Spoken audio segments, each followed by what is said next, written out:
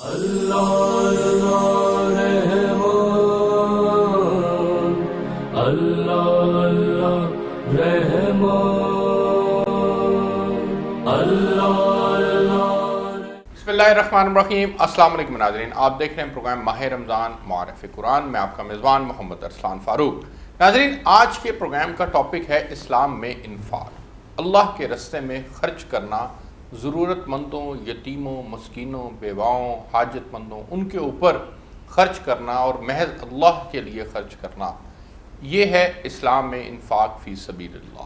اس کے لیے قرآن پاک کی متعدد آیات نازل ہوئی، اللہ رب العزت نے اس کے لیے انسان کو ترغیب دی، حضور صلی اللہ علیہ وسلم نے بارہا اس کے لیے جو ہے وہ بات کی، اس میں بے شمار احادیث موجود ہیں، اور پھر صحابہ کے وہ واقعات موجود ہیں کہ کس طرح سے وہ اللہ کے راستے میں خرچ کیا کرتے تھے، اور خرچ کرنے کے جو فضائل ہیں وہ ہمارے سامنے ہیں کہ اللہ رب العزت نے جو وعدے کیے ہیں وہ خرچ کرنے والوں کے لیے بے شمار وعدے ہیں، ایون جنت کا ان کے لیے وعدہ ہے۔ آپ پروگرام کے اندر آگے بڑھ کر ہم اس میں بات کریں گے کہ صدقہ و خیرات کے کیا فضائل ہیں اللہ کے راستے میں خرچ کرنے کے، اور پھر خرچ کرنا تو ہے لیکن خرچ صحیح جگہ پہ کرنا ہے، ضرورت مند کو ڈھونڈ کر، مستحق کو ڈھونڈ کر اس کے اوپر خرچ کرنا ہے، اور خرچ کرنے کا بہترین جگہ جو ہے وہ کون سی ہے، اس کے اوپر بھی آج کے پروگرام کے اندر بات کریں گے۔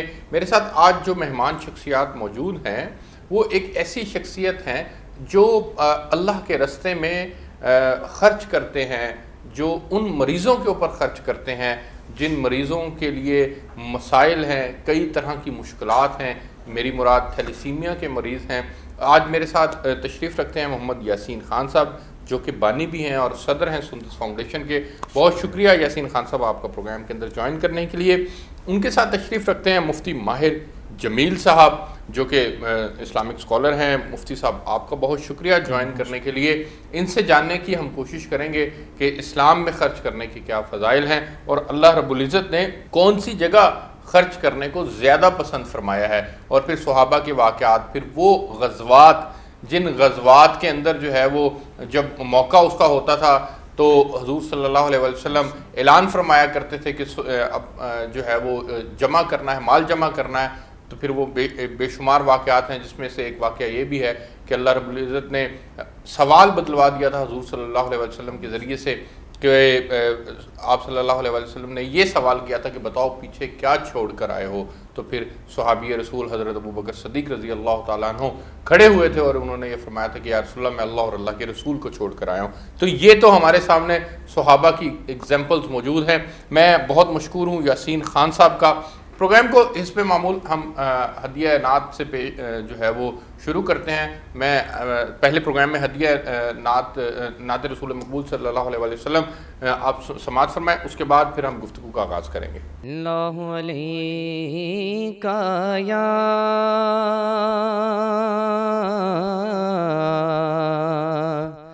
یا رسول اللہ وسلم علیکہ یا حبیب اللہ، حدود تائیغ سدرہ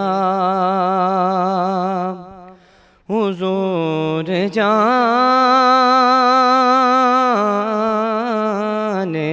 ہیں، حدود تائیغ سدرہ حضور جانتے ہیں، کہاں ہے عرش معلیٰ، کہاں ہے عرش معلیٰ، حضور جانتے ہیں، انہیں خبر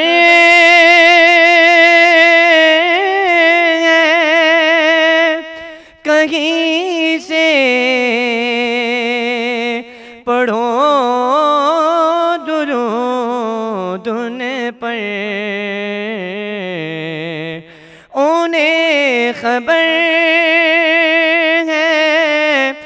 کہیں سے پڑھو درود ان پر، ہر ایک غلام کا چہرہ حضور جانتے ہیں، ہر ایک غلام کا چہرہ حضور جانتے ہیں۔ بروز حشر شفاعت کریں گے چن چن کر، بروز حشر شفاعت کریں گے چن چن کر،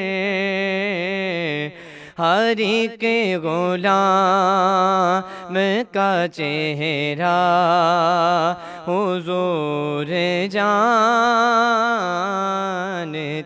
ہیں، ہر ایک غلام کا چہرہ حضور جانتے ہیں۔ بہت شکریہ محمد یاسین خان صاحب۔ سر، آپ سندس فاؤنڈیشن کو چلا رہے ہیں، چونکہ آج کا ٹاپک اسلام میں انفاق ہے، اللہ کے راستے میں خرچ کرنا ہے۔ میں سب سے پہلے آپ سے سندس فاؤنڈیشن کے متعلق تھوڑی سی بات کرنا چاہتا ہوں کہ آپ تھوڑا سا بتائیے گا کہ یہ سندس فاؤنڈیشن کس طرح سے کام کر رہی ہے، اس کے بیسک کون سے پرنسپلز ہیں، کن گراؤنڈز کے اوپر کام کرتی ہے، اور تھیلیسیمیا کے پرٹیکولرلی جو مریض ہیں صرف ان کو ہی دیکھتے ہیں آپ یا باقی شعبوں میں بھی کام کر رہے ہیں؟ بسم اللہ الرحمن الرحیم۔ سب سے پہلے تو میں آپ کا شکریہ ادا کرتا ہوں اور آپ کے چینل کا کہ آپ نے مجھے جو ہے موقع دیا سندس فاؤنڈیشن کے متعلق جو ہے وہ بات کرنے کا۔ تو سندس فاؤنڈیشن میں تھیلیسیمیا، ہیموفیلیا اور دیگر امراض خون میں مبتلا جو مریض بچے ہوتے ہیں یا بڑے ہوتے ہیں، ضرورت مند ہوتے ہیں، سندس فاؤنڈیشن ان کا علاج کرتی ہے۔ اور یہ علاج جو ہے وہ مختلف طریقوں سے کیا جاتا ہے۔ ان کو بلڈ ٹرانسفیوژن دی جاتی ہے، اور ان کو جو ہے ہر جو تھیلیسیمیا کا مریض بچہ ہوتا ہے اس کو ہر 15 دن کے بعد یا 20 دن کے بعد ایک جو ہے بلڈ بیگ کی جو ہے وہ ٹرانسفیوژن ہوتی ہے، اور جو میجر تھیلیسیمیا کے مریض ہیں ان کو ایک ماہ میں 2 سے 3 مرتبہ ٹرانسفیوژن ہوتی ہے۔ اور اسی طرح جو ہیموفیلیا کے مریض بچے ہیں کہ خدا نہ خواستہ ان کو کہیں چوٹ لگ جائے، کیونکہ ہیموفیلیا وہ بیماری ہے، ماروثی بیماری ہے جس میں جو ہے وہ خون جمنے کی صلاحیت نہیں ہوتی، تو اگر اس کو کوئی چوٹ لگ جاتی ہے یا کٹ لگ جاتا ہے تو اس کی بلیڈنگ رکتی نہیں ہے، تو اس کو کئی بیگ جو ہے وہ پلازما کے یا ڈرائی فیکٹرز کے جو انجیکشن لگائے جاتے ہیں۔ تو یہ سب کچھ جو ممکن ہے وہ جو صاحب حیثیت مخیر حضرات ہوتے ہیں ان کی زکوٰۃ اور عطیات سے ہی ممکن ہوتا ہے ان کا علاج۔ اگر مخیر حضرات اپنی زکوٰۃ نہ دیں، عطیات نہ دیں اور صدقات نہ دیں تو ان مریضوں کا علاج جو ہے وہ ممکن نہیں ہو سکتا۔ اچھا یاسین صاحب، یہ فرمائیے گا کہ آپ کے کتنے پورے لاہور پاکستان میں سینٹرز ہیں یا پرٹیکولرلی پنجاب میں آپ کتنا کام کر رہے ہیں، کتنے پیشنٹس آپ کے ساتھ جڑے ہوئے ہیں؟ ہمارے پاس جو ہے تقریباً 6000 جو ہے وہ تھیلیسیمیا اور ہیموفیلیا کے مریض بچے جو ہیں وہ رجسٹرڈ ہیں، اور ہم جو ہے اس وقت جو ہمارے 6 مختلف شہروں میں جو ہے ہمارے مراکز ہیں، جن میں لاہور ہیڈ آفس ہے، گجرانوالہ گجرات، سیالکوٹ، فیصل آباد اور اسلام آباد۔ یہ اب جو لاک ڈاؤن چل رہا ہے اس وجہ سے جو ہے ہمارا جو ہے وہ کراچی کا سینٹر اور پشاور کا سینٹر جو ہے وہ اس کا افتتاح ہونا تھا، اس کی اوپننگ ہونی تھی، اس پہ کام جاری ہونا تھا، لیکن اب نہیں ہو سکا۔ انشاءاللہ تعالی اللہ کی مدد سے ہم اللہ کے حضور جو ہے یہ دعا کرتے ہیں کہ یہ کرونا وائرس سے جو ہے وہ ہماری جان جو ہے وہ بخشی ہو جائے، تو انشاءاللہ تعالی اس کے بعد جو ہے کراچی اور پشاور میں جو ہے ہمارے سینٹرز جو ہے وہ کام کرنا شروع ہو جائیں گے۔ اور ہمارے پاس جو 6000 رجسٹرڈ مریض ہیں ان کو ہر مہینے میں جو ہے 1 سے 2 مرتبہ بلڈ ٹرانسفیوژن کی ضرورت ہوتی ہے، اور اگر ان کو بلڈ ٹرانسفیوژن نہ ہو تو ان کی جو زندگی کا جو چراغ ہے اس میں کمی آ جاتی ہے، اور اگر ان کو بلڈ ٹرانسفیوژن نہ ہو تو ان کی جو ہے وہ موت بھی واقع ہو سکتی ہے۔ اچھا یاسین صاحب یہ فرمائیے گا کہ آپ کا پیشنٹ لینے کا کرائٹیریا کیا ہے؟ کوئی بھی آتا ہے آپ اس کو لے لیتے ہیں؟ جی میں یہاں پہ بتا دوں کہ سندس فاؤنڈیشن جو ہے وہ اس کے تمام جو یہ 6 مراکز میں وہ مریض چاہے کہیں سے بھی اس کا تعلق ہو، کسی شہر سے تعلق ہو، کسی قصبے سے تعلق ہو، لیکن وہ اگر تھیلیسیمیا کا مریض ہو اور ہیموفیلیا کا مریض ہو تو اس کو جو ہے وہ ہم لوگ رجسٹرڈ کر لیتے ہیں، اس کو ہم جو ہے ایک نمبر، فائل نمبر جو ہے کارڈ ایشو کر دیتے ہیں، اس کے اوپر اس کا رجسٹریشن نمبر ہوتا ہے، اور جب کبھی بھی اس کو ضرورت ہوتی ہے وہ اپنا کارڈ دکھاتا ہے، اپنی فائل حاصل کرتا ہے، تو اس کو جو ہے اس کا علاج جو ہے وہ شروع ہو جاتا ہے۔ اور ہمارے سینٹر سندس فاؤنڈیشن میں اس کے لیے آنا سینٹر میں ہی پڑتا ہے؟ یقیناً بلڈ ٹرانسفیوژن ہوگی تو وہ سینٹر میں ہوگی، کیونکہ پورا نظام جو ہے وہاں پہ وہ لاہور کا ہے، کسی وجہ سے پنڈی گیا ہوا ہے، وہ کسی بھی سینٹر میں جا کے لگوا سکتا ہے۔ ہمارے پاس جو ہے، اور اس کے علاوہ کسی بھی ادارے میں اگر وہ رجسٹرڈ ہے، فرض کریں وہ کراچی یا پشاور یا کسی بھی ملک کے کسی کونے میں رجسٹرڈ ہے اور وہ تھیلیسیمیا کا مریض ہے، تو وہ اگر ہمارے پاس آئے گا تو ہمارے دروازے جو ہیں اس کے اوپر کھلے ہیں۔ کسی اور ہاسپٹل میں رجسٹر ہے؟ کسی اور ہاسپٹل میں بھی اگر رجسٹر ہو اور کسی اور ادارے میں بھی رجسٹرڈ ہو، لیکن وہ اگر تھیلیسیمیا اور ہیموفیلیا کا مریض ہے تو اس کو ہم جو ہے ہمارے اوپر ہم سمجھتے ہیں کہ فرض ہے کہ ہم اس کو وہ بلڈ ٹرانسفیوژن دیں اور ہم اس کو وہ علاج مہیا کریں۔ کوئی پیسہ نہیں لیتے آپ؟ کوئی پیسہ نہیں لیتے ہم۔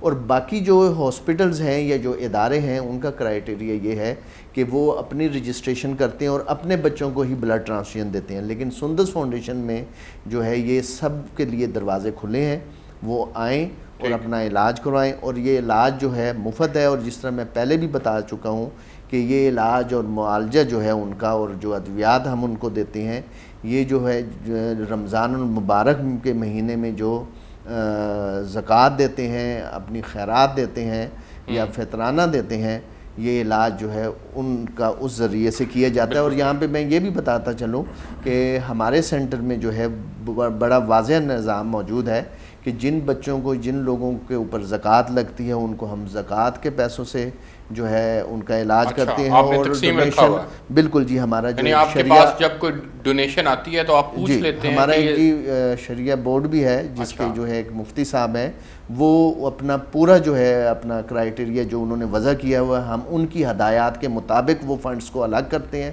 اور تب جو ہے وہ ان مریضوں کے اوپر استعمال کرتے ہیں۔ اچھا مجھے یہ بتائیے گا کہ چونکہ میں چاہ رہا ہوں کہ اس کا ایک پورا مکمل تعارف سامنے آ جائے، ایک پیشنٹ کے اوپر کتنا خرچ ہوتا ہے؟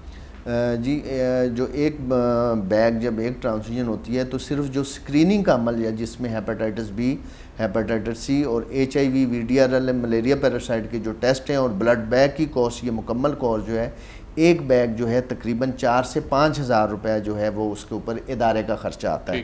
اور اسی طرح جو تھیلیسیمیا کا مریض بچہ ہوتا ہے اس کو بلڈ ٹرانسفیوژن کے ساتھ ساتھ جو ہے آئرن چلیشن جو ہے وہ اپنا یعنی خون میں جو فولاد جمع ہو جاتا ہے اس مریض کے مختلف جسم کے حصوں میں، اس کے اخراج کے لیے جو ہے اس کو جو ہے آئرن چلیشن جو ہے تھراپی کی جاتی ہے، تو وہ جو ہے ایک عام جو بچہ ہے تقریباً جو ہے 7-8 سال کا، تو اس کے اوپر تقریباً 15 سے 20 ہزار روپے کی جو ادویات خرچ ہوتی ہیں۔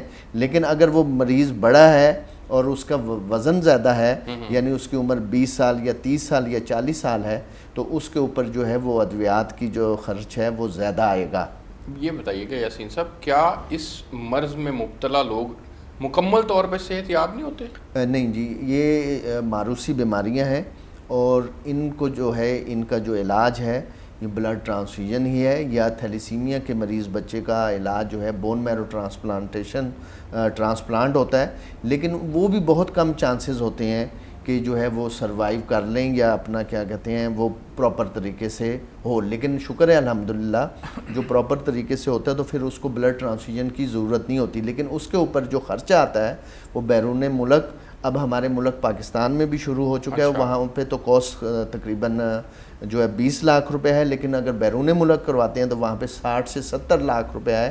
تو اتنے کیسز جو ہیں وہ لوگ اپنا صاحب حیثیت نہیں ہوتے، چند ہوتے ہیں، 2-4 لوگ ہوتے ہیں جو یہ کروا سکتے ہیں۔ یہ تو اگر حکومت پاکستان جو ہے یہ خرچہ برداشت کرے تو تبھی ہو سکتا ہے۔ لیکن میں یہاں پہ یہ کہتا چلوں کہ جو یہ معروسی بیماریاں ہیں اس لیے جب بھی شادی ہو ہمارے ہاں کسی میں بھی تو گورنمنٹ کو چاہیے اور ہم تمام لوگوں کو چاہیے کہ ہم لوگ جو ہے شادی سے پہلے جو ہے وہ ایک ٹیسٹ ہوتا ہے جس کا نام HB الیکٹو فورسز ہے، اگر وہ کروا لیا جائے دونوں میل کا اور فیمیل کا تو اس سے پتہ چل جاتا ہے کہ آگے آنے والی جو نسل ہے اس میں تھیلیسیمیا آ سکتا ہے یا نہیں آ سکتا۔ ٹھیک ہو گیا، میں اور بھی بے شمار سوالات ہیں لیکن میں چاہتا ہوں کہ مفتی صاحب کے پاس جاؤں۔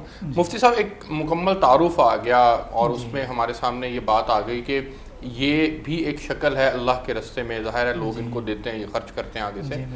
اسلام میں انفاق کا جو بنیادی کانسیپٹ ہے اس کو میرے ناظرین کے لیے پہلے آپ مختصراً بیان کر دیں، پھر ہم آگے بڑھتے ہیں۔ بسم اللہ الرحمن الرحیم۔ انفاق عربی کا لفظ ہے اور انفاق کا مطلب ہے خرچ کرنا، فی سبیل اللہ کا مطلب ہے اللہ تعالیٰ کے رستے میں۔ تو اس معنی کے اعتبار سے انفاق فی سبیل اللہ کا لفظ وہ تمام کام کسی بھی ضرورت مند پر، کسی بھی مریض پر اللہ کی خوشنودی کے لیے خرچ کرنا انفاق فی سبیل اللہ کہلاتا ہے۔ پھر اس کی آگے قسمیں ہیں، ایک ہے وہ انفاق جو فرض ہے جس کو ہم زکوٰۃ اور صدقات واجبہ سے تعبیر کرتے ہیں۔ زکوٰۃ کا مطلب کہ اللہ تعالیٰ نے جو ہر صاحب نصاب کے اوپر سال گزرنے کے بعد اس کے مال میں سے جو 40واں حصہ ضروری قرار دیا ہے وہ فرض ہے۔ اور اس کے بعد ہے واجب صدقات۔ واجب صدقات سے مراد صدقہ فطر ہے، اسی طریقے سے اگر کوئی نظر اور منت مانے تو وہ بھی واجب صدقات کے زمرے میں آتا ہے۔ تو یہ دونوں چیزیں، یہ انفاق فرض جو انفاق ہے، انفاق واجب بھی اس کو کہہ سکتے ہیں۔ اور اس کے بعد ہے ایک انفاق نافلہ، نفل انفاق۔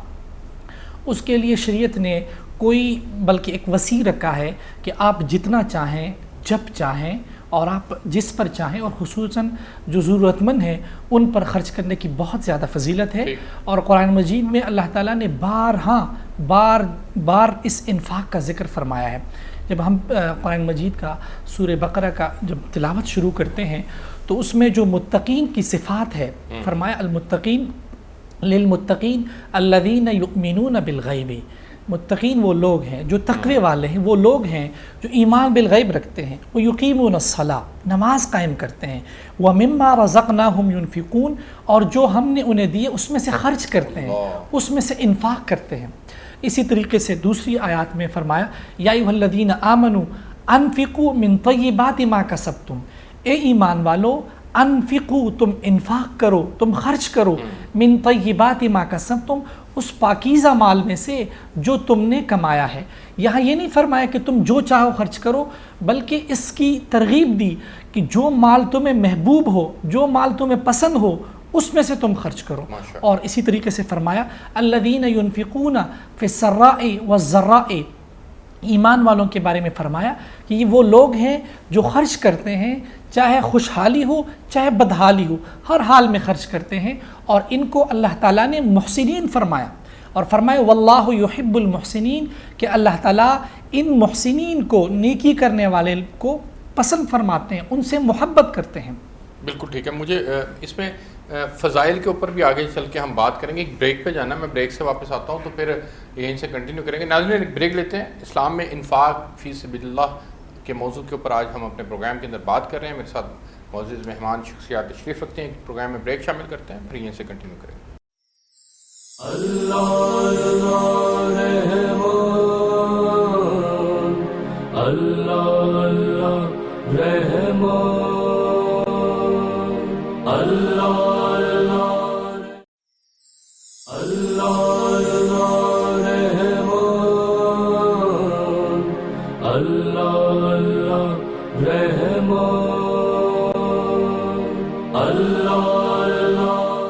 جی ویلکم بیک ناظرین۔ یاسین صاحب میں آپ سے جاننا چاہتا ہوں سر کہ آپ لوگ اپنے ادارے کی کیپیسٹی، ابھی تک آپ نے بتایا کہ 6000 رکھی ہوئی ہے مریضوں کی، یہ کیپیسٹی کتنی مزید بڑھ سکتی ہے یا اس کو بڑھانے کا پلان کیا آپ لوگوں کا، کہاں تک اس کو لے کے جانے کا پلان ہے؟ دیکھیں جو بھی مریض ہمارے پاس آتا ہے رجسٹر ہونے کے لیے ہم اس کو رجسٹر کر لیتے ہیں، ابھی تک جو ہے تعداد جو ہے وہ 6000 مریضوں کی ہے جو ہمارے پاس رجسٹرڈ ہے، ٹھیک ہے. اور اس میں سے جو لوگ ہر مہینے آتے ہیں یا 2 ماہ کے بعد آتے ہیں بلڈ ٹرانسفیوژن کے لیے یا جب بھی انہیں ضرورت پڑتی اچھا، ہے. اٹس ناٹ کمپلسری کہ آپ نے ہر مہینے آنا ہے؟ نہیں، جو تھیلیسیمیا کا مریض ہوگا وہ تو اب ہمارے پاس جو ہے وہ ہر مہینے آئے گا اچھا، بلڈ ٹرانسفیوژن کے لیے. جو ہیموفیلیا کا مریض ہوگا جب بھی اسے کوئی ضرورت پیش آئے گی، اس کو چوٹ لگے گی، اس کی بلیڈنگ ہوگی یا اس کو جسم کے کسی بھی حصے میں درد ہوگا تو وہ تب آئے گا. لیکن تھیلیسیمیا کا مریض جو ہے، میجر تھیلیسیمیا کا پیشنٹ جو ہے وہ 1 ماہ میں 2 دفعہ تو ضرور بلڈ ٹرانسفیوژن کے لیے آئے گا. اچھا. اور اس میں آپ بلڈ کہاں سے لیتے ہیں؟ وہ آپ یونیورسٹی، اسکول، کالجز؟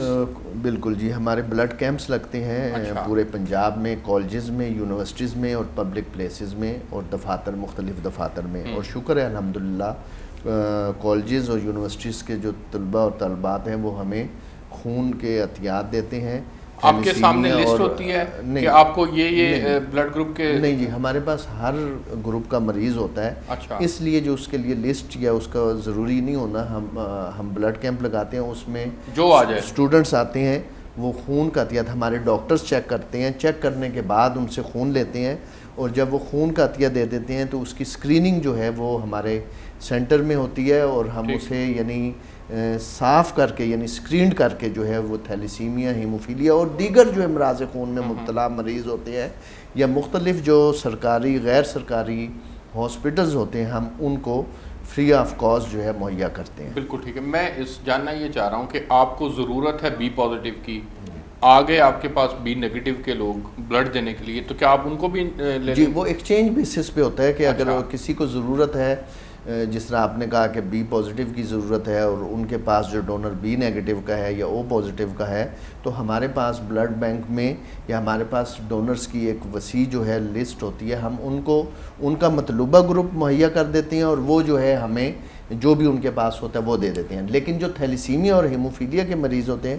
ان کو ایکسچینج میں دینے کی ضرورت نہیں ہوتی. وہ خدا نخواستہ جب کبھی کوئی اپنا تعلیمی اداروں میں چھٹیاں ہوں یا رمضان المبارک میں جو ہے وہ لوگ جو ہیں وہ تھوڑا سا بلڈ کا عطیہ جو ہے کم دیتے ہیں. لیکن ہمارے پاس تمام سینٹرز میں انتظام موجود ہے. افطاری کے بعد جو ہے وہ افطاری سے لے کر جو ہے سحری تک جو ہے وہ ہمارے سینٹر تو 24 گھنٹے کھلے ہوتے ہیں. وہ آ کے خون کا عطیہ مریض کے لیے دے سکتے ہیں اور جو ہے اس کے بعد ان کو مریض کو جو ہے لگایا جا سکتا ہے. ایک مریض کو ہر مہینے بلڈ لگتا ہے، اس طرح ڈونر کے لیے کیا ایڈوائز ہوتی ہے کہ وہ کتنے مہینے کے بعد بلڈ دے؟ ہر 3 مہینے کے بعد صحت مند بندہ جو ہے وہ خون کا عطیہ دے سکتا ہے. اور خون کا عطیہ دینے سے جو ہے اس کو جو ہے فائدہ ہوتا ہے، ان کا نیا خون بنتا ہے. کیونکہ اگر آپ اور ہم خون کا عطیہ نہیں دیں گے تو 90 دن یا 120 دن کے بعد جو ہمارے سرخ خلیے ہیں وہ ضائع ہو جائیں گے، ختم ہو جائیں گے. تو کیوں نہ وہ ہم جو ضائع ہو رہے ہیں اور اس کا جو ہے ہمیں کوئی فائدہ نہیں ہونا، وہ ہم ایک قیمتی انسانی زندگی بچانے میں جو ہے وہ استعمال کر لیں. اور قرآن کی جب میں بتاؤں گا، قرآن کی بھی آیت ہے کہ جس کسی نے کسی ایک انسانی زندگی کو بچایا گویا اس نے پوری انسانیت کو بچایا. تو ہم جو بلڈ ڈونر جو ہے وہ خون کا عطیہ دیتا ہے اس سے جو ہے تقریباً 2 سے 3 مریضوں کو جو ہے وہ خون جو ہے لگایا جاتا ہے. مثال کے طور پہ جو ریڈ بلڈ سیلز ہوتے ہیں یعنی خون کے سرخ جرثومے یا خلیے جو ہوتے ہیں وہ تھیلیسیمیا کے مریض کو لگا دیے جاتے ہیں، اور جو پلازما ہوتا ہے وہ جو ہے ہیموفیلیا کے مریض کو لگا دیا جاتا ہے، اور جو پلیٹلیٹس ہوتے ہیں وہ بلڈ کینسر کے مریض کو یا سرجری وغیرہ کے مریضوں کو جو ضرورت پڑتی ہے اس سے. آپ ان کو بھجوا دیتے ہیں پھر؟ ہمارے پاس بھی وہ مریض ہوتے ہیں اور مختلف ہسپتالوں میں جس طرح میں نے بتایا کہ ان کو ضرورت ہوتی ہے تو وہ سندس فاؤنڈیشن آ کر جو ہے فری لے جاتے ہیں. یہ بتائیے گا کہ بلڈ دینے کے کوئی نیگیٹو وہ تو نہیں ہے اس کے اثرات؟ کو موٹاپے کا شکار بھی تو ہو جاتا ہے، سنا ہے کہ جو ہر 3 ماہ بعد دیتا ہے، اس پہ یہ کوئی ہے جاندار بات ہے یا نہیں؟ خون کا عطیہ دینے سے نقصان بالکل نہیں ہوتا، موٹاپا نہیں آتا، فائدہ ہوتا ہے. موٹاپا بالکل نہیں آتا. موٹاپا اسی صورت میں آئے گا کہ جب کسی نے خون کا عطیہ دیا ہے تو وہ 1 چپاتی کھاتا ہے تو اس نے 2 چپاتیاں کھانا شروع کر دیں تو پھر یقیناً جو ہے وہ موٹا ہوگا اور اس کا جسم جو ہے وہ بھدا ہوگا اس خوف سے کہ میرا خون نکلا ہے تو وہ زیادہ. اور یہ اللہ تعالیٰ کی ذات نے نظام رکھا ہوا ہے کہ ہر 90 دن یا 30 دن کے بعد جو ہے وہ ہمارا خون جو ہے ریڈ بلڈ سیل جو ہیں وہ ضائع ہو جانے ہیں. کیوں نہ وہ ہم کسی انسانی کی جان زندگی بچانے بچانے میں کے کردار ادا اور کرنے خاص میں طور پہ رمضان المبارک میں تو زیادہ سے زیادہ عطیات دینے چاہیے، خون کی عطیات بھی دینے چاہیے اور اپنے مال کی عطیات بھی دینے چاہیے، زکوٰۃ بھی دینی چاہیے، اور جسم کی زکوٰۃ جو خون کا دینا ہے وہ جسم کی زکوٰۃ ہے، اور جو مال کا ہے وہ آپ مفتی صاحب نے بالکل بہتر بتایا بجا فرما رہے ہیں۔ میں مفتی صاحب کے پاس جانا چاہوں گا۔ مفتی صاحب ایک تو فضائل بیان فرما دیں جی اللہ کے رستے میں خرچ کرنے کے، اللہ کے ہاں یہ کتنا محبوب عمل ہے؟ جی، اس طرح میں نے پہلی آیات میں عرض کر دیا کہ اللہ تعالیٰ نے انفاق کا قرآن مجید میں بار بار حکم دیا، اس طرح زکوٰۃ کا حکم دیا وآتوا الزکاۃ، تو زکوٰۃ دو۔ انفاق کے بارے میں فرمایا یا ایھا الذین آمنوا انفقوا من طیبات ما کسبتم، اے ایمان والو اپنے حلال پاکیزہ مال میں سے خرچ کرو، وانفقوا فی سبیل اللہ الذین ینفقون فی السراء والضراء، بار بار انفاق کا لفظ فرمایا اور اس کا حکم دیا۔ انفقوا یہ امر کا صیغہ کہ تم خرچ کرو، اور آگے اسی طریقے سے دوسری آیات میں فرمایا والمتصدقین والمتصدقات، کہ وہ مرد اور عورت جو اللہ کے راستے میں صدقہ دیتے ہیں ان کے بارے میں فرمایا اعد اللہ لہم مغفرہ، اللہ تعالیٰ نے ان کے لیے بخشش کا سامان تیار کر رکھا ہے، وہ اجرا عظیمہ، اور بڑا اجر تیار کر رکھا ہے۔ اور حدیث میں آتا ہے انفق ینفق اللہ علیک، تم اللہ کے راستے میں خرچ کرو اللہ تعالیٰ آپ پر خرچ کریں گے۔ اور اس کو ایک دوسری آیت میں اللہ تعالیٰ نے ظاہر اللہ فرمایا، آپ پر خرچ کرے گا، اس سے کیا مراد ہے؟ اللہ آپ پر خرچ کرنے کا مطلب یہ ہے کہ اللہ تعالیٰ اس صدقے کی وجہ سے آپ کے مال کو مزید بڑھا دے گا، اور اس کو قرآن مجید نے بھی بیان فرمایا کہ یمحق اللہ الربا ویربی الصدقات، کہ اللہ تعالیٰ سود کو مٹاتے ہیں، سود کی وجہ سے مال کو نقصان پہنچتا ہے، جبکہ صدقات کی وجہ سے مال بڑھتا ہے، اس پہ برکت آتی ہے۔ بالکل ٹھیک ہے۔ میں آپ کے سامنے یہ اللہ مال کو کیسے بڑھاتا ہے، جو لوگ اللہ کی راہ میں خرچ کرتے ہیں ان کے خرچ کی مثال ایسی ہے جیسے ایک دانہ بویا جائے اور اس سے 7 بالیں نکلیں اور ہر بال میں 100 دانے ہوں، اسی طرح اللہ تعالیٰ جس کے عمل کو چاہتا ہے دگنا کر دیتا ہے۔ اور اسی طرح سے ایک اور جگہ اللہ پاک فرماتے ہیں جو مال تمہاری چند روزہ زندگی میں تمہیں نصیب ہوا ہے اور جسے تم چھوڑ کر جانے والے ہو، اسے اللہ تعالیٰ کے راستے میں خرچ کر کے آخرت کا سامان تیار کرو۔ اس بات میں بڑی گہرائی ہے کہ آخرت کا سامان تیار کرو۔ اس سے مراد یہ ہے کہ ہم جو خرچ کر رہے ہیں یہ اللہ کے ہاں جمع ہو رہا ہے۔ جی بالکل، اس کو ذرا تھوڑی سی وضاحت آپ نے جو آیت تلاوت کی، اس آیت میں یہ سورہ بقرہ کی آیت ہے مثل الذین ینفقون اموالہم فی سبیل اللہ، ان لوگوں کی مثال جو اپنے مال کو اللہ کے راستے میں خرچ کرتے ہیں، اور کمثل حبۃ انبتت 7 سنابل، ایک دانے کی ہے اور جس کی وجہ سے ایک خوشہ اور اس خوشے میں دانے، تو یہ اللہ تعالیٰ نے ایک مثال دی، واللہ یضاعف لمن یشاء، اللہ تعالیٰ جس کے لیے چاہے مال بڑھا دیتے ہیں۔ اس کا مقصد یہ ہے کہ جب آپ 1 روپیہ خرچ کرتے ہیں اللہ تعالیٰ اس کا بدلہ جو ہے وہ کئی گنا بڑھا کر 700 گنا تک کر دیتے ہیں۔ اور اس میں کوئی شک نہیں، کئی روایات سے بھی یہ معلوم ہوتا ہے کہ وَمَا تُقَدِّمُوا لِأَنفُسِكُمْ، جو کچھ تم خرچ کرتے ہو یہ تمہارے لیے ذخیرہ آخرت ہے، جو آخرت میں کام آئے گا۔ اس میں ایک اور جگہ میں پڑھ رہا تھا، اللہ اور اس کے رسول صلی اللہ علیہ وسلم پر ایمان لاؤ اور اس مال و دولت میں سے خرچ کرو جس میں اس نے تمہیں اپنا نائب و امین بنایا ہے، پس تم میں سے جو لوگ ایمان لائے اور انہوں نے خرچ کیا ان کے لیے بہت بڑا اجر ہے۔ نائب اور امین بنانے سے مراد یہ ہے کہ آج ہمارے پاس جو کچھ ہے یہ سب اللہ کا ہے اور اللہ کی اصل ملکیت ہے۔ اس میں ایک اور آگے جا کے بات سورہ حدید میں اللہ پاک فرماتے ہیں اور تمہیں کیا ہو گیا ہے کہ تم اللہ کی راہ میں خرچ نہیں کرتے، حالانکہ آسمانوں اور زمین کی ساری ملکیت اللہ ہی کی ہے۔ یہ اس بات سے کنیکٹ ہو رہی ہے بات، یہاں پر سورہ حدید میں اللہ فرماتے ہیں کہ یہ ساری ملکیت اللہ کی ہے، اور دوسری جگہ کنیکٹ یہ کر رہے ہیں کہ ہم اس کے امین ہیں، نائب ہیں ہم اس کے۔ تو مفتی صاحب یہ ذرا اس کی تھوڑی سی ناظرین کے لیے جو ہے وضاحت فرما دیں کہ حقیقت میں یہ مال اللہ نے دیا ہے، انسان کا اس میں کوئی کمال نہیں ہے۔ اگر کوئی امیر ہے تو وہ اللہ کی وجہ سے ہے، اللہ کے حکم سے ہے، کوئی غریب ہے تو وہ اللہ کے حکم امر سے ہے۔ اس کے اوپر ذرا وضاحت فرمائیں کہ دولت کی تقسیم یہ اللہ کا فیصلہ ہے۔ جی، اس میں کوئی شک نہیں کہ جو ہمارے ہاتھ میں ہے یہ اللہ کا اصل جو اس کے مالک ہے وہ اللہ تعالیٰ ہے، بلکہ ایک روایت بھی بیان کی جاتی ہے کہ من فی الدنیا ضیف وما فی یدہ عاریہ، اس دنیا میں جو بھی ہے وہ ایک مہمان ہے اور جو اس کے ہاتھ میں وہ عاریہ ہے. عاریہ کا مطلب چند دن کے لیے جو آپ کو استعمال میں جو ملا ہے. تو اور رزق جو ہے دینے والی ذات، اس میں کوئی شک نہیں اللہ تعالیٰ ہے. تو انسان کو جو کچھ ملا، انسان خود بھی جو ہے نائب ہے اس زمین میں اللہ تعالیٰ کا، اور اس کے ہاتھ میں جو کچھ ہے اصل مالک تو اللہ تعالیٰ ہے، اور انسان کو کچھ دن کے لیے ایک عارضی ملکیت دی گئی ہے. تو اس میں مفتی صاحب یہ بھی عرض کیجیے گا کہ بعض لوگ مال میں کمی کے خوف سے خرچ نہیں کرتے. جی یہ بھی قرآن کے اندر جو ہے وہ بیان فرمایا گیا کہ کمی کا خوف بھی ہمیں لاحق ہو جاتا ہے. جی جی در حقیقت یہ کمی نہیں ہے، اس کو سمجھنے کی ضرورت ہے. جی جی جی کہ بالکل. بظاہر تو ہمیں نظر آ رہا ہے کہ ہم اپنے ہاتھ سے دے رہے ہیں کچھ، جی جی آ کچھ نہیں رہا، جی جی لیکن یہی دینا ہمارے لیے نفع کا باعث ہے. جی بالکل. اس کو قرآن مجید میں اللہ پاک نے فرمایا الشیطان یعدکم الفقر، کہ شیطان تمہیں ڈراتا ہے فقر سے، کہ اگر تم خرچ کرو گے تو تم فقیر ہو جاؤ گے. جبکہ حقیقت یہ ہے جس طرح میں نے عرض کر دیا کہ وَيُرْبِ الصَّدَقَاتِ، کہ جب آپ اللہ تعالیٰ کے راستے میں خرچ کریں گے تو اللہ تعالیٰ اس کو بڑھا دیں گے. بلکہ جو زکوٰۃ کا لفظ قرآن مجید میں استعمال فرمایا، زکوٰۃ میں جو عربی میں اس کا معنی ہے وہ یہی معنی ہے. زکوٰۃ کا معنی ہے بڑھوتری کے، نشو و نما کے. جب آپ اللہ کے راستے میں خرچ کریں گے تو اللہ تعالیٰ اس کی وجہ سے آپ کا مال بڑھا دیں گے. سبحان اللہ. مجھے ایک بریک پہ جانا ہے جی، میں بریک سے واپس آتا ہوں. اللہ رب العزت نے ایک اور جگہ پر اس کو قرض حسنہ سے بھی جو ہے وہ تعبیر فرمایا ہے کہ اللہ نے انفاق کو اپنی بارگاہ میں قرض حسنہ قرار دیا ہے. تو یہ قرض حسنہ کیسے، اس پہ بھی بات کرتے ہیں، میں ساتھ رہیے گا.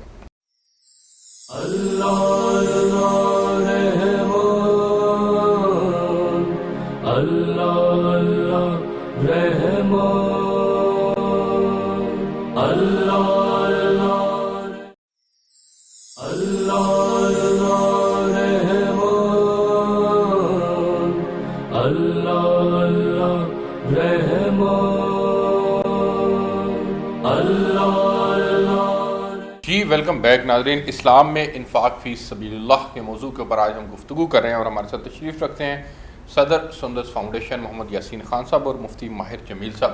میں یاسین صاحب آپ سے جاننا چاہوں گا سر کہ ریشو کیا ہے پاکستان میں تھیلیسیمیا کے مریضوں کی، اور اس کا آپ لوگ اس کی ڈیٹیکشن کیسے کرتے ہیں؟ ظاہر ہے وہ تو سمٹمز ہیں اس کے، یا کہ موروثی ہے، یہ کیا ہے، کیا بیماری کا پتہ کیسے چلتا ہے؟ دیکھیں جو اس وقت پاکستان میں جو تعداد ہے وہ لاکھوں کی اس میں ہے اپنا پاکستان میں، اور ہر سال جو ہے وہ تقریباً 4 سے 5 ہزار مریضوں کا، تھیلیسیمیا کے مریضوں کا جو ہے اضافہ ہوتا ہے پاکستان میں. تو ہم لوگ جو اس کا ہے HB الیکٹروفورسز کے ذریعے ٹیسٹ کرتے ہیں، یا مختلف سرکاری ہاسپٹلز ہیں یا پرائیویٹ لیبز ہیں، وہاں پہ یہ HB الیکٹروفورسز کا ٹیسٹ ہوتا ہے، اور اس کے بعد جو ہے یہ پتہ چلتا ہے. سمٹمز یہ ہوتے ہیں، بچہ جو ہے جب پیدا ہوتا ہے تو وہ کچھ دنوں کے بعد جو ہے 1 ماہ 2 ماہ کے بعد 3 ماہ کے بعد جو ہے وہ لاغر ہونا شروع ہو جاتا ہے. اس کے چہرے کے اوپر پلاہٹ آ جاتی ہے، اور وہ کھانا پینا چھوڑ دیتا ہے، اور وہ کمزور ہو جاتا ہے. اس سے جو ہے وہ ڈاکٹر کے پاس اگر لے کے جاتے ہیں تو ڈاکٹر جو ہے وہ چیک کرنے کے بعد جو ہے وہ سجیسٹ کرتا ہے، یہ جو ٹیسٹ آپ کو میں نے بتایا HB الیکٹروفورسز، اس کی جب رپورٹ آتی ہے، اگر وہ ہے اس میں پتہ چلتا ہے کہ یہ جو ہے وہ تھیلیسیمیا کا ہے، تھیلیسیمیا میجر کا ہے یا تھیلیسیمیا مائنر کا ہے، تو تب وہ ڈاکٹر جو ہے وہ جس طرح سندس فاؤنڈیشن ہے یا باقی جو سینٹرز ہیں ان کو ریفر کر دیتا ہے، اور ہم لوگ اسے میجر اور مائنر دونوں میں سے کون سی زیادہ سینسیٹیو ہے؟ میجر جو ہے وہ سینسیٹیو ہے، اور زیادہ جو ہے ٹریٹمنٹ دونوں کا سیم ہے. کیونکہ مائنر میں کم جو ہے وہ بلڈ ٹرانسفیوژن لگتی ہے، اور میجر میں جو ہے وہ بار بار جو ہے نا لگتی ہے. ٹھیک ہو گیا، یعنی لگنا ہے. ٹھیک ہو گیا. میں ذرا آگے بڑھنا چاہوں گا اور مفتی صاحب کے پاس آنا چاہوں گا. مفتی صاحب، مال کو خرچ بھی کرنا ہے، لیکن اللہ پاک قرآن میں فرماتے ہیں کہ خرچ کرنے کے بعد احسان بھی نہ جتلاؤ اور اس کو دکھ بھی نہ دو. تو یہ جو ہے اللہ رب العزت انسان کی تربیت کر رہے ہیں کہ آپ خرچ کرنے والے بنیں، لیکن دوسرے سے امید کچھ نہ رکھیں، اور نہ اس کے اوپر احسان جتلائیں کہ میں نے آپ کے اوپر خرچ کیا ہے. یہ ہمارے معاشرے کو ایک اتنے پیارے جو ہے وہ رنگ میں رنگتا ہے اگر ہم اس کے اوپر عمل کرنے والے بن جائیں. جی بالکل آپ نے ٹھیک فرمایا. قرآن مجید میں اللہ پاک فرماتے ہیں یا ایھا الذین آمنوا لا تبطلوا صدقاتکم بالمن والاذی، کہ اے ایمان والو تم اپنی صدقات کو احسان اور تکلیف کے ذریعے باطل مت کرو. باطل کرنے کا مطلب یہ ہے کہ آپ نے جس کو صدقہ دیا ہے اگر آپ اس پہ جتلائیں گے تو آپ نے اپنے ثواب کو ضائع کر دیا. اور اس کی وجہ یہ ہے کہ یہ جو آپ جب کسی پر خرچ کرتے ہیں یہ آپ اس پر احسان نہیں کرتے, بلکہ قرآن مجید میں اللہ پاک نے فرمایا والذین فی اموالہم حق معلوم, یہ اس کا حق ہے, یہ اس مستحق کا آپ کے اوپر حق ہے. حق جو ہوتا ہے وہ ایک واجبی حق ہوتا ہے, وہ آپ اس پر احسان نہیں کر رہے بلکہ یہ اس کا آپ کے مال میں سے حق ہے. قرآن مجید نے اس کو حق سے تعبیر فرمایا, بلکہ حق کا مطلب تو یہ ہوتا ہے کہ آپ خود پوچھ کر بھی لے سکتے ہیں. اس میں یہ جو ہے اشارہ ہے کہ یہ آپ اس پر خرچ کر کے کوئی احسان نہیں کر رہے. اور دوسری بڑی بات جو آپ نے بیان فرمائی کہ جب آپ اس پر خرچ کریں گے تو اللہ تعالیٰ نے اس کا بہت بڑا بدلہ تیار کر رکھا ہے, اور اللہ اسے اپنا قرض حسنہ قرار دے رہے ہیں. اور کہ کون ہے جو اللہ کو قرض حسنہ دے؟ بالکل, یہ بھی قرآن مجید کی آیت ہے. من ذا الذی یقرض اللہ قرضا حسنا, کون ہے جو اللہ تعالیٰ کو قرض حسنہ دے؟ فیضاعفہ اضعافا کثیرا, اللہ تعالیٰ اس کو پھر کئی گنا واپس کر کے اس کو لٹائے. اچھا, آپ صلی اللہ علیہ وسلم نے اس کی ظاہر ترغیب بھی دی, اور غزوات کے موقع پہ بے شمار صحابہ کے واقعات بھی ہیں, جس میں سے ایک واقعہ میں نے بیان بھی فرمایا کہ ایک غزوہ کے موقع پہ اللہ کے نبی نے اعلان فرمایا کہ مال جمع کرنا ہے. تو عمومی طور پہ یہ سوال ہوتا ہے کہ کیا لے کے آئے ہو. اس دن سوال یہ تھا کہ کیا چھوڑ کے آئے ہو. تو حضرت ابو بکر صدیق رضی اللہ تعالیٰ عنہ نے فرمایا کہ اللہ کے نبی, اللہ اور اللہ کے رسول جو ہے وہ گھر میں چھوڑ آئے. تو اس سے بہت بڑا پیغام یہ ملتا ہے ہمیں کہ ہمیں اللہ کے راستے میں خرچ کرنا ہے. اسی طرح سے باقی صحابہ کے بے شمار واقعات ہیں. تو سیرت کی روشنی میں آپ تھوڑی سی اس کے اوپر جو ہے وہ وضاحت فرمائیں کہ یہ کتنا ضروری ہے کہ خرچ بھی کیا جائے لیکن مستحق کو ڈھونڈ کر دیا جائے. جی بالکل, اس میں کوئی شک نہیں ہے کہ خرچ کرنے کے فضائل ہمیں ملتے ہیں, حضور صلی اللہ علیہ وسلم کی سیرت سے بھی ملتے ہیں, صحابہ کے عمل سے بھی ملتے ہیں. اور حضور اقدس صلی اللہ علیہ وسلم کے بارے میں آتا ہے کہ حضور سخاوت میں, رمضان میں حضور اتنی زیادہ سخاوت فرماتے تھے جیسے کہ ایک تیز آندھی ہوتی ہے, تیز ہوا کی طرح, یعنی اتنی تیزی ہوتی تھی آپ کے سخاوت کرنے میں. سب سے بڑھ کر مفتی صاحب کہ آپ صلی اللہ علیہ وسلم نے زندگی بھر زکوٰۃ نہیں دی, نہ مال تھا جمع رکھا, جو آیا صدقہ کر دیا, جو آیا اللہ کے راستے میں دے دیا. تو مجھ سے یہ فرمائیے گا, جس طرح سے سندس فاؤنڈیشن بھی کام کر رہی ہے, ظاہر ہے یہ بھی غریبوں کے لیے, ان بچوں کے لیے, بیماروں کے لیے جو ہے وہ علاج کا بندوبست کرتے ہیں, تو صدقات, خیرات اور زکوٰۃ کا مال یہ دینا, لیکن مستحق کو ڈھونڈ کر دینا, یہ کتنا ضروری ہے, یہ شرعی اعتبار سے کتنا ضروری ہے؟ یہ دیکھو, یہ بنیادی فریضہ ہے کہ آپ کو شریعت نے جو زکوٰۃ اور صدقات کے خرچ کرنے کا حکم دیا ہے اس کے لیے کرائٹیریا بتایا ہے. یہ نہیں ہے کہ جی جو میں جیسے چاہوں خرچ کروں, بلکہ سورہ توبہ کی جو آیت نمبر 60 ہے اس میں یہ پوری لسٹ بیان فرما دی کہ انما الصدقات للفقراء والمساکین والعاملین علیہا والمؤلفۃ قلوبہم, کہ آپ صدقات فقراء کو دے سکتے ہیں, مساکین کو دے سکتے ہیں, اور 8 مصارف بیان فرمائے. تو اس میں کوئی شک نہیں کہ جی آپ کو مستحق تک پہنچانا ضروری ہے. اچھا مصطفیٰ, اس میں ایک اور عرض کیجیے گا کہ ہر آدمی صدقہ اور خیرات کر سکتا ہے, چاہے وہ غریب بھی ہے, یا یہ صرف امیروں کے لیے ہے؟ جی ہر آدمی کر سکتا ہے. میں نے جس طرح عرض کر دیا کہ جو بنیادی آپ اپنی کیپیسٹی کے مطابق کریں. جی جو زکوٰۃ ہے وہ تو صرف اور صرف جو نصاب کا مالک ہے اس کے اوپر ہے, لیکن جو شریعت نے صرف زکوٰۃ کا حکم نہیں دیا بلکہ زکوٰۃ کے علاوہ اور بھی بہت سے نفلی صدقات ہیں, اور اس میں یہ بالکل ضروری نہیں ہے کہ اگر آپ کے پاس نصاب کے مالک ہے تو آپ خرچ کریں گے, بلکہ اگر آپ اپنی استطاعت کے مطابق جتنا خرچ کریں گے اللہ تعالیٰ اس کا آپ کو اظہار و قربانی کے صحابہ کی زندگی سے بے شمار واقعات ملتے ہیں, جس میں وسائل تو اس وقت ہوتے نہیں تھے, لیکن اس کے باوجود صحابہ جو تھے وہ قربانی دیا کرتے تھے. ایک مرتبہ حضور صلی اللہ علیہ وسلم کے پاس ایک مہمان آیا, آپ صلی اللہ علیہ وسلم نے فرمایا کہ ان کو کون اپنا مہمان بنائے گا, رات ٹھہرائے گا. وہ ایک صحابی تھے, وہ اپنے گھر لے گئے, انہوں نے بیوی سے پوچھا گھر میں کچھ کھانے کے لیے ہے, تو انہوں نے کہا کہ صرف تھوڑا سا ہے اور وہ بچوں کے لیے ہے. ان کا بچوں کو بہلا کے سلا دو اور مہمان کے سامنے کھانا رکھو, تو تم چراغ بجھانے کے بہانے آنا, جلانے کے بہانے آنا, ٹھیک کرنے کے بہانے, اور اس کو بجھا دینا, اور ہم خود اس بات کی پریکٹس کرتے رہیں گے کہ شاید ہم بھی کھا رہے ہیں, مہمان سیر ہو کے کھا لے گا. اس عمل کو اللہ نے اتنا پسند فرمایا صبح حضور صلی اللہ علیہ وسلم کی خدمت میں وہ صحابی حاضر ہوئے تو آپ صلی اللہ علیہ وسلم نے انہیں خوشخبری سنائی کہ اللہ کو آپ کا یہ عمل پسند آیا ہے۔ اس کے علاوہ حضرت خدیجہ الکبریٰ رضی اللہ تعالیٰ عنہ نے اپنا سارا مال اللہ کے راستے میں خرچ کر دیا، کتنی بڑی تاجرہ تھی وہ۔ تو خرچ کرنے کی جو ہے وہ ترغیب اسلام کے اندر بہت زیادہ آئی ہے، اور پھر سب سے بڑھ کر خرچ کرنا ہے ضرورت مندوں کے اوپر، غیر ضروری خرچ نہیں کرنا، اس سے منع کیا گیا ہے۔ غیر ضروری خرچ سے مراد یہ ہے کہ آپ نے بے تحاشا دولت کا ضیاع نہیں کرنا، فضول کاموں میں خرچ نہیں کرنی، بلکہ حقیقی جو کہ مستحق ہیں ان کے اوپر خرچ کرنی ہے۔ آپ دونوں مہمانوں کا بہت شکریہ۔ ہدیہ ناز سنتے ہیں اور پھر ہماری آج کے پروگرام کی نشست جو ہے وہ مکمل ہوئی۔ دلوں سے غم مٹاتا ہے محمد نام ایسا ہے، دلوں سے غم مٹاتا ہے محمد نام ایسا ہے، نگر اجڑے بساتا ہے محمد نام ایسا ہے، انہی کے نام سے پائی فقیروں نے شہنشاہی،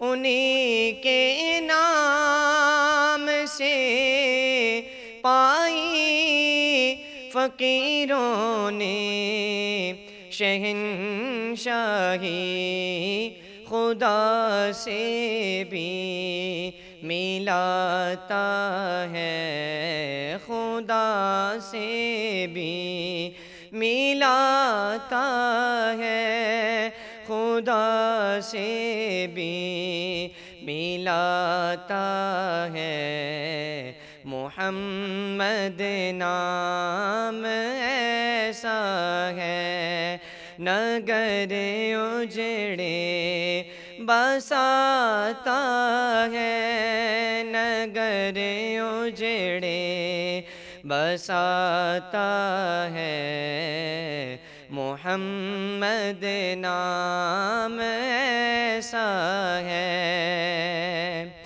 اور انہی کے ذکر سے روشن رتے پھر لوٹ آتی ہے، انہی کے ذکر سے روشن رتے پھر لوٹ آتی ہے، دلوں کو جگمگاتا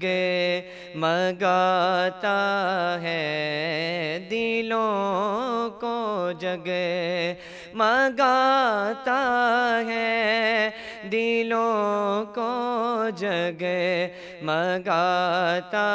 ہے محمد نام ایسا ہے، نگر اجڑے بساتا ہے، نگر اجڑے بساتا ہے محمد نام ایسا ہے۔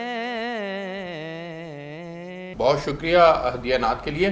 ناظرین، خرچ کرنے سے اللہ رب العزت نے خرچ کرنے والے کو پسند فرمایا ہے، سخی جو ہے وہ اللہ کا دوست ہے، اور حضور صلی اللہ علیہ وسلم نے بھی اس کی بے شمار واقعات اس کے ہیں کہ کئی جگہوں پہ انہوں نے اس کی ترغیب بھی دی، صحابہ نے اس کو اپنے عمل سے ثابت بھی کیا۔ آپ کے پاس چاہے تھوڑے وسائل ہیں، چاہے آپ کے پاس زیادہ وسائل ہیں، آپ اپنی کیپیسٹی کے مطابق خرچ کریں۔ اپنا مال وہ آپ کا مال نہیں ہے، وہ اللہ نے آپ کو دیا ہے، اور اس مال میں سے آپ کو خرچ کرنا ہے۔ ایک واقعہ میں آپ کے سامنے شیئر کرتا ہوں کہ ایک مرتبہ حضور صلی اللہ علیہ وسلم کے پاس کچھ گوشت آیا، اس گوشت کو عائشہ رضی اللہ تعالیٰ عنہ انہوں نے اس گوشت کو تقسیم کر دیا اور تھوڑا سا حضور صلی اللہ علیہ وسلم کے لیے رکھ دیا. آپ صلی اللہ علیہ وسلم گھر میں تشریف لائے تو آپ صلی اللہ علیہ وسلم نے پوچھا کہ وہ کیا اس کا. ان کا یا رسول اللہ تقسیم کر دیا, یہ تھوڑا سا آپ کے لیے رکھ لیا ہے. تو آپ صلی اللہ علیہ وسلم نے فرمایا کہ جو تقسیم کر دیا وہ باقی رہ گیا, یہ جو نہیں تقسیم کیا تھا یہ باقی نہیں رہا, یہ تو کھائیں گے ختم ہو جائے گا, تو باقی وہی مال رہے گا جو ہم اللہ کے راستے میں خرچ کریں گے. تو خرچ کرنے کا ایک بہترین جگہ جو ہے وہ یہ سندس فاؤنڈیشن بھی ہے, یہ مریضوں کا علاج کر رہے ہیں. اسی طرح سے اور جتنے فلاحی ادارے ہیں, جتنے غریبوں کے لیے کام کر رہے ہیں, مسکینوں کے لیے کام کر رہے ہیں, اسی طرح سے مدارس کام کر رہے ہیں, اپنے رشتہ دار ہیں, دوست احباب ہیں, یہ بڑی جگہ ہے خرچ کرنے کی. ہم اپنا جو ہے وہ نیت کریں, کوشش کریں کہ ہم نے اللہ کے راستے میں خرچ کرنا ہے, آپ کو حقیقی خوشی ملے گی. یہ میں آپ کو بڑے یقین سے بتا رہا ہوں. تک لیے اس پروگرام سے اتنا ہی, آپ سے نئے پروگرام کے ساتھ ملاقات ہوگی, تب تک کے لیے اجازت دیجیے. اللہ حافظ. اللہ